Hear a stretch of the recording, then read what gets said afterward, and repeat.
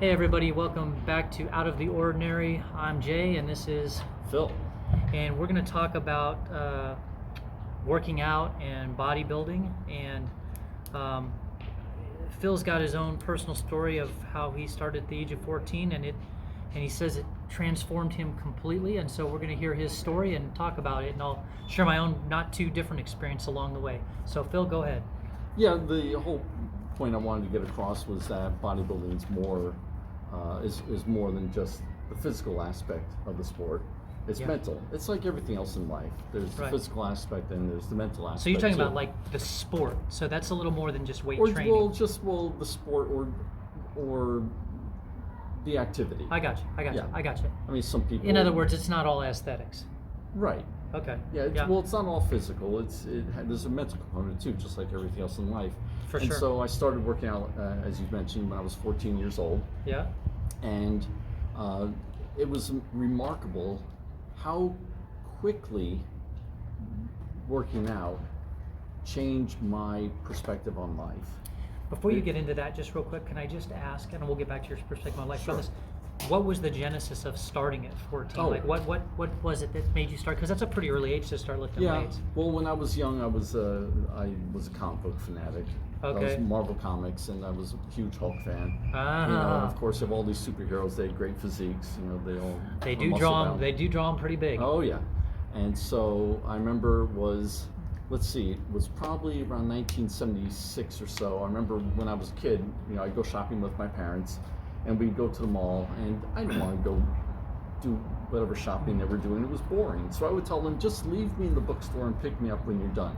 And so I would just rummage around the bookstore, and I discovered sometime around 1976, in the back of the bookstore, there was this book called Pumping Iron. Oh, yeah. I opened the book and I started going through it, and I said, holy cow, there are people who really look like this. Look like was that the comic book characters. Didn't Arnold Schwarzenegger come up with a was that the name of his movie, Pumping Iron or something like that? Well, the movie was made by Charles Gaines and George Butler, who were the but was that the title of the movie? Ones who okay. So they were the ones who wrote the book Pumping Iron. I got you. And then they made the movie. And so anyhow, I realized that people can actually look like that. And I said, that's incredible. And so in 1977, when I was still 13 years old, I got the book. And then I eventually convinced my parents to get me a barbell set in Christmas of 1977 when I was 14, and that's when I started working out. Wow. Okay, so that's how you started. So how was the transformation, or what were you saying, life? Yeah, so what happened was when I started working out, it transformed my personality very significantly right off the bat. Yeah. I gained confidence. You know, for sure. Very quickly. I was shocked. I mean, because when you're bodybuilding, if you're doing it seriously, you learn discipline, you learn dedication, you learn persistence, because you're not going to see any results from weight training if you're not disciplined, if you don't dedicate yourself. And they don't happen overnight either. The results are not. That's the persistence, right? Yeah. So consistency and persistence. Yeah. You know, and that's what I gathered.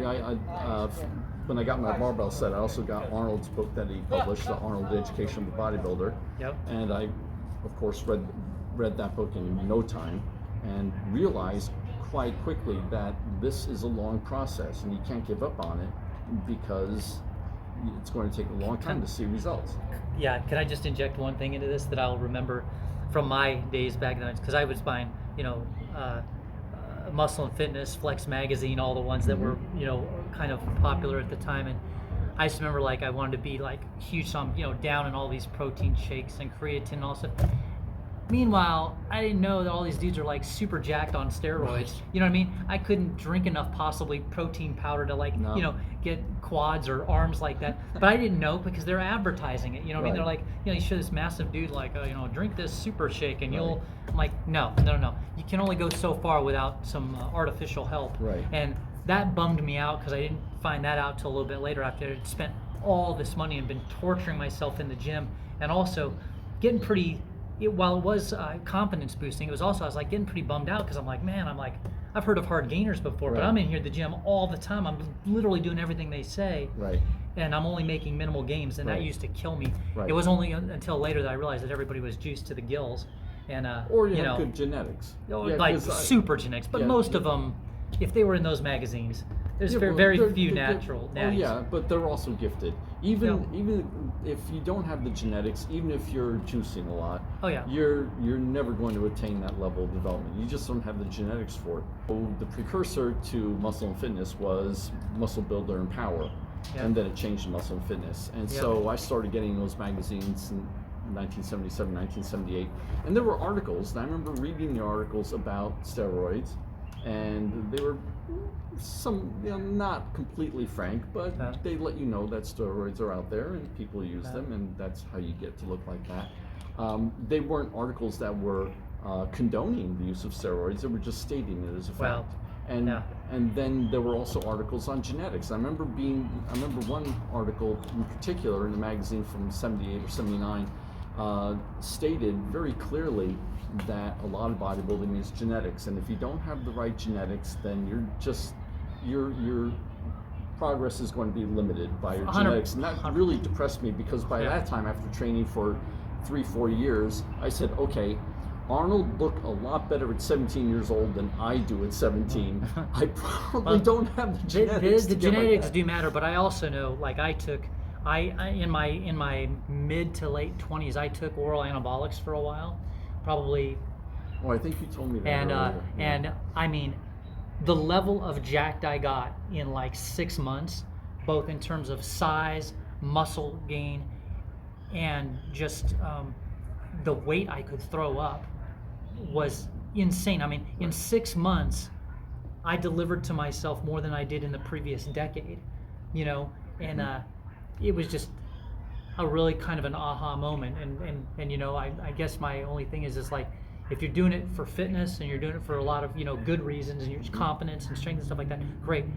If you're doing it to compete in Mr. Olympia, you better have good genetics, and you're probably going to need some juice. Yeah. And it's just an unfortunate side of Right. it. The only reason why I bring that up is because I don't want to I remember when I was first getting into weight training and all that stuff, like the amount of stuff you can be sold and supplements and all this stuff, it's just not really doing anything it's a other waste of money. than taking cash Right. out of your wallet. Just remember, you know what I mean? That's sup- my only thing. Yeah, supplements are supplements. They're not meant to replace No. food or a healthy diet. I mean, I'd say it's just a little extra edge if you Only feel thing it'll help you somewhat in Yeah. your gains or your performance. The only two I've ever thought that were worth a darn at all is protein powder if you need a little extra Right. protein, Right. and creatine just because it And helps that- a little bit with recovery and some and- I think it retains a little bit of water in the cells better or something like Right. that. But other than that, you're wasting Right. you're And- wasting your money to me. Right, yeah, you are. And I've heard the same thing from people. The only supplement I've ever used is protein powder. And even now, I take a little bit of protein powder in the morning with my first breakfast. And the only reason really is because my diet's primarily vegetarian now. And so I need to make sure I'm getting Right. enough protein. So I use a plant-based protein powder. The only other Right. thing, go ahead, sorry. No, go I ahead. was just say the only other thing I would say to anybody that's considering weight training specifically for, confidence, aesthetics, just a normal healthy life, is, when you go to the gym, you might see a lot of guys that are just jacked. Number one, they're probably on stuff, but even if they're not, the other thing that you should look for is age, because at least in my view, muscle really comes on thicker, denser, and more defined as you get older. When you're younger, I feel like it's really hard to get those cuts, and but maybe I'm wrong. Do you have an opinion on? That's been my experience. You don't think that? I think a lot of it is just determined by genetics, really. personally. And if Yeah. you're a hard gainer like you and I are, both hard gainers. Yep. I mean, the heaviest I ever got when I was around 20, 21 years old, eating everything under the sun. I was lifting heavy and whatnot. Heaviest I ever got was 180 pounds. That's big. And, yeah. For your frame, that's huge. Yeah, and I look at pictures, I never thought it was big, but I looked at pictures of myself when I was that size, and I said, I was pretty big, but even so, I never had that I was always lean, not ripped, like now I'm ripped, because I Right. figure if I can't be big, I'll be ripped, so I'm 140 pounds, but I'm ripped. But I never had that real bodybuilder look, Yeah. where the muscles are popping. So I see other guys that would be my height, and weighed 160 pounds, 20 pounds less than I did when I was 180, and they looked like bodybuilders. Yeah. You know, and part of it was they were probably leaner, because they were probably in contest shape if they were 160 pounds in my height. But in addition, oh, go ahead, sorry. Go ahead. Sorry, I didn't mean to interrupt. No, that's right. I keep doing that. Yeah, But I was just going to say, is in addition to, this is just my own experience, but in addition to it being harder to get ripped and bulk up younger as it is when you're older, in my view, it's easier when you're older. But I would say the same thing with strength. You know, a 14-year-old, it's really hard, at least in my view, to get to the point of putting a 45 on each side of the barbell to bench it up. Yeah, but when you're when you're 22, it's not as hard. You know, it's like there's some sort of muscle maturity, muscle density that happens as you get older. I don't know what that sweet spot is. It's maybe in your late 20s, early 30s, maybe. But if you're starting working out at 22, you're not going to be slapping those 45s on the that's bar true. right away. That's true enough. So you're saying you started working out around mid-teens, and by the time you were 22, you could throw on the 45s, no problem. Yeah, because you were training 5, 6, 7 years. Yeah. Well, so that's true, but I don't know if it would have made a big. I wonder if it would have made a big difference if, say, the 22-year-old, you know, I started at 14, and then I can lift X at 22. I wonder if somebody else could start at 20 and match me at 22. Yeah, and they very well might. Yeah, because in my opinion. Yeah, when you start as young as we did, you know, I started at 14. Same, you know, and that was exactly. just basically entering puberty, or just the early, the early stages of maybe not puberty, but moving from childhood or adolescence to adulthood. Yeah. And it was harder than hell putting weight on. So I had and muscle, you know, and the strength gains were very, very slow. And I even saw I was putting on 15 pounds a year. I thought that was nothing, but that was good compared to actually my friends who weren't training as seriously as I was. So but anyway. Phil you don't know this about me, but you're about to find out something about me. Okay. This is going to blow your mind. So I got into weights at 14, not because I wanted to be a comic book hero and that whole thing. I got into it at 14 because it was forced upon me. Freshman year PE, we had to do weights once a week, at least once a week. And so I was forced in the weight room with all the football players, all the baseball players, all the basketball players. Now my freshman year in high school, I was one of the younger kids. I had just gotten in at 14, just kind of made that cut or whatever. Mm-hmm. Just guess my height and weight as a freshman in high school. Let's see. So you're about 6'1" now? Yeah. 6'1", so I'd say freshman in high school, you were probably still, depends on whether or not you hit your growth spurt yet. I'm going to say you were about 5'7" as a freshman, and probably about 130-ish pounds. Okay. That's not even close. Okay. So I was as a freshman in high school. First of all, I was the smallest kid in the whole school, guy or girl. Wow. I was the smallest. As a freshman entering high school, I was 4'11.5". Holy moly! And I was 73 pounds. Wow. So I didn't even graduate as big as you said. I graduated at 5'7", 105. That was my graduating. When you graduated, you were 5, and you grew 4. Yeah, I grew into my mid 20s. I was a late bloomer. Wow, I was done growing in height by the time I was 17. So I came in at 4'11", 4'11.5", 73 pounds. Left high school at 5'7", 105. And wow. And then I was just a small dude up until my mid 20s. I mean, I'm still not a huge guy. Your parents weren't feeding you. I don't know. I mean, I was a picky eater for sure. But what I remember about weight training early on was it being just a horrible event because I was so incredibly weak because I was so small, and I mean, it was just childlike. Yeah, 73 pounds, you're not going to be able to lift that much. So some people are putting on 25s or 45s or curling this or doing this. Come on, dude, do this. And I'm like, I'm trying. I can't move anything. You know what I mean? So my experience was a little bit different. Wow. But I kind of liked the fitnessy part of it. I can't explain it other than I know now probably you couldn't go more than a week or two without lifting, right? Oh yeah, that would kill me. I mean, I can't go very long either. There's Mentally, it would kill me. there's something about whatever gets released and with that pump, and you kind of feel good afterwards, and right. there's just something about it. And whatnot, and it's like a runner's high. physically, you just feel better if you're physically active. Yeah. If you want to feel like crap all day long, the best thing to do is just sit and do nothing. The longer you sit and do nothing, the crappier you're going to feel. That is And true. I Doing had- anything is better than nothing. Right, and that's why even when I was working, I think I told you, the building I was in where I was working before I retired, I was on the 5th floor of the building, and every hour, if I wasn't going out for a meeting or something or other, if I was just at my desk, I'd get up on an hourly basis and run the stairs, 4 flights of stairs, because it just felt good to get up and move. Yeah, and I would say as I've gotten older, I've sort of added to that as I've gotten older. Like I used to be bummed when I was, when I first started driving, like, oh, I want to get the good parking space, Oh no! Now, Walk as far as now I'm possible. like, I'll park as far away as possible. Not only will I save my car from getting potentially Exactly, dinged, yep, but yep. I'm gonna get free exercise in. Yep. And if there's ever a choice between an elevator and Oh, a stairs, stairs, always. I'm taking the stairs because Right. it's free exercise, and I don't Right. even count it. And you're You know saving what I mean? energy. You're And not consuming energy Yeah, so by I- using electricity for the So elevator. like I've adopted those little things, Yeah. and they just add up over time. It's just those are extra, Yeah. extra exercise. Yeah, that's why, But- and if I have to walk farther, extra cardio. Yeah, Even when I yeah. was working, I used to park in the furthest parking lot. I didn't Yeah. have to, but I did, just so I could, because like you said, it Yeah. wasn't as crowded, so less chance that my car was going to get dinged. But I- the other thing was, I got some extra cardio.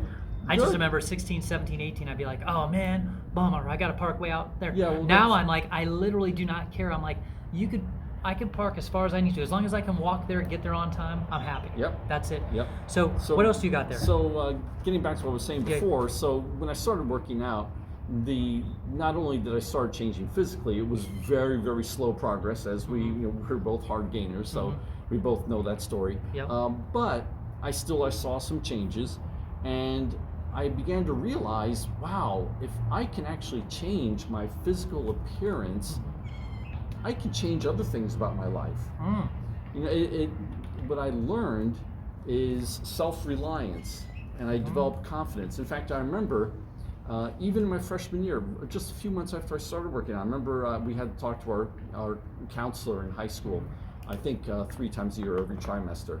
And I remember talking to my counselor, just a few months after I started working out, and I said, wow, what a change this has made in my whole outlook on life. I said, I have such a positive outlook now compared, not that I was Yeah. depressed when I was younger, younger kid, but it made me more optimistic, more positive, Yeah. and boosted my confidence.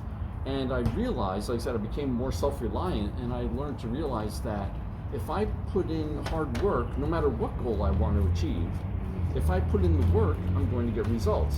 And Totally agree. conversely, if you don't put in the work, nothing's going to happen. Nothing just happens. I mean, maybe you will win the lottery, but your chances of that happening aren't very great. But even then, Yeah. you still have to go out and buy a lottery ticket. I mean, there's a minimal amount of effort that has to be put in. Just real quick, I was always kind of fairly confident, believe it or not, even with those stats that I rattled off earlier.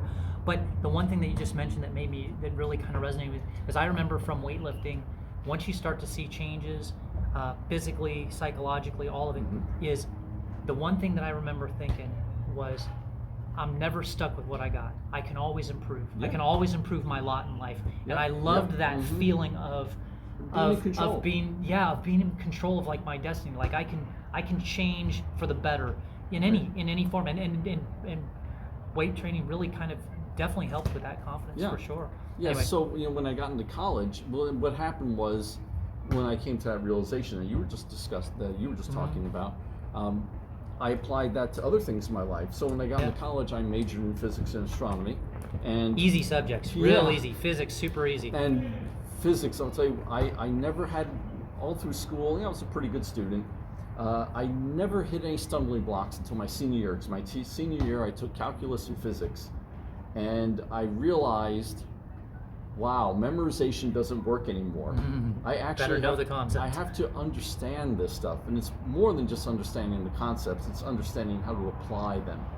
I mean, you really have to develop deep understanding and really learn how to think deeply. So when I got into college, I was as I said, majoring in astronomy, physics, astrophysics, and after my first year, I was struggling. I got a D in Calc 3. Well, it's a long story, but my senior year of high school was my freshman year of college, so I graduated high school with 34 college credits, and then I went into college, 18 years old, as a sophomore, and I jumped right into Calc 3 and Physics 3. Okay. And then I discovered I was in over my head. I got a D in Calc 3 and a D in Physics 3, and I had to sit down and regroup. Right. And I said, all right, I can do this. I really want to do this. And I said, look, I've been working out now since I was 14 years old. I've been working out for over 4 years. Right. And look at how much I've changed physically. I said, I can apply that same mentality, that same level of dedication, that same level of effort to my studies and be successful at this. And it was harder than hell. I eventually got my grades in my physics classes up to C's and then B's. So you would and say I finally got an A in a physics class my senior year. I was so happy. Yeah. But you would definitely say that the weight training definitely helped. Right. Like without it, it would have been challenging, if not impossible. It would have been even more difficult. Right. I gotcha. Okay. Because the weight training was the first thing I was introduced to, the first activity in which I engaged, where I understood that relationship between effort in and payout. You know, you put in the effort, you get results. And also probably one of the first things that allowed you to prove to yourself that you can do something. You know, that you accomplish something. You know, so something big. Again, the whole idea of being in control of your life, at least to some extent. And a point I want to make here is that this isn't something that's magical and only happens with bodybuilding and weight training. It could be anything in life. When a person develops a passion for something, whether it's a person wants to be a great musician, piano player, or singer, or whatever goal a person wants to attain, when that person dedicates themselves to achieving that goal, it's going to take a lot of work, effort, time, and I think that they're going to experience the same thing. The whole idea that if I really work hard at this, I can make it happen. And then you take that and you apply it to other things in your life, whether it's relationships or your career or your schooling, whatever it may be. So bodybuilding was just the way that was the road that led me down that path, because bodybuilding is what I discovered at that age. And of course, those, your teenage years are formative years. I mean, those years really define a lot about who you are and as an adult. And so that was a thing that interested me, that I grabbed hold of, and it changed my life. But for someone else, it may be something different. What that reminds me of, what you were just saying, is I had this, it's this little saying I had some time ago. It's not exactly the same, but it is definitely related. And that is that energy begets more energy, and laziness begets more laziness. Absolutely. You know what I mean? It's like, it really is true. Like if I become a couch potato, it's easier to become more and more of a couch potato. Absolutely. Inertia. Exactly. That's, exactly. Newton's first law of motion. Yeah, once you start an object at rest remains at rest. Yeah, exactly. Once you start with a weight training endeavor or whatever it is, drama, piano, whatever it is, once you get into it, learning a new language, and you start to get this momentum, it is incredible how momentum can work so much for you and so much against you. And, as humans, we're really in control of that. It's like, I remember many times, like in business or something else, and I'm sure this was the case in school when you were trying to get through physics and all that. It's like, oh, I've got this big project. However am I going to start this? The answer is to start it. Right, start it. And once you get going, all of a sudden, you're moving, and then before you know it, you're kind of going. It's getting easier. The thing's starting to take shape, and all of a sudden you're done.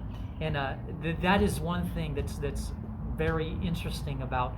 It's just weird almost how much control we do have. Oh yeah. Like you just get up and go do something or not, and the difference between being healthy and not healthy and how much is in our control. It's pretty amazing. Yeah, basically the hardest part of any task is getting started. Once you get started, it's not that bad. So when I was teaching, like I said, working out, the hardest part is just getting to the gym. Once you get to the gym and you start working out, you get into it, it's not that bad. But if you're going to sit around dreading it or worrying about it, you're just going to make it worse. Hey, I think you can even get good. I think you can even get momentum and get good at being procrastinator. Yeah, you know what I mean? Like, exactly. Like I'm a superb procrastinator, and I have done that sometimes and many times. But one of the things I find with procrastinating is it doesn't for solve for anything. me is either I'll get it done in the end anyways because I'm a good crammer, or like one of the things I try to do now is like, well, I'm like, I'll identify like, okay, why am I procrastinating, and is it even worth being on the table anymore? Like if I'm gonna do it, let's do it. If I'm not, let's just cut it out already. You know what I mean? Right. Like having something kind of sit there in limbo. I hate that. Yeah, That's like the worst. Well, the way I look Anyway. at things, if it's something important that I Yeah. either need to get done or want to get done, then I try not to put it off. If it's something I really don't care about, then it may sit there forever, Yeah. and then I may just decide not to do it. But it's going back to the whole thing about procrastinating and just getting started and doing it. That's what I always tell my students. When I was teaching, I always gave them their homework assignments at least a week, if not 2 weeks in Yeah. advance. And I'd always tell people, don't wait till the last minute to start it, because then you'll be panicky and and you're not going to have enough time. And So you'll look like start- this guy. Just kidding. Start it as soon as possible and get it done. And the beauty of starting it as soon as possible is if you run into trouble, you have time to ask me and come to me for help, Yeah. and I can help you along with it. We Instead of we do waiting. a whole thing on procrastination, but the one thing that I find about procrastinating is usually it's because I'm something I'm not interested in. That's usually why I procrastinate, Well- and that makes it pretty challenging, But hey, do you have anything else you want to talk about on the weight training side of things, or because I got a couple things to close out with if you're done, I think that was and you can pretty chime in much. I there. think that was pretty much it. Yeah, I mean, the only thing I would say about weight training, first of all, I think it's great for anybody. They've proven it for any age. If you're younger, it builds confidence. If you're older, it builds muscle mass, and that's It's good for your important health. for your health. And so, I think it's a great thing to do at any age. It definitely helps with your overall outlook on life, your personality. You will be just more positive as a general rule, and I just think it's great for your physical and mental health, I think. Yeah? I concur 100%. Okay. Yes. The professor concurs. That's important. Thanks, guys.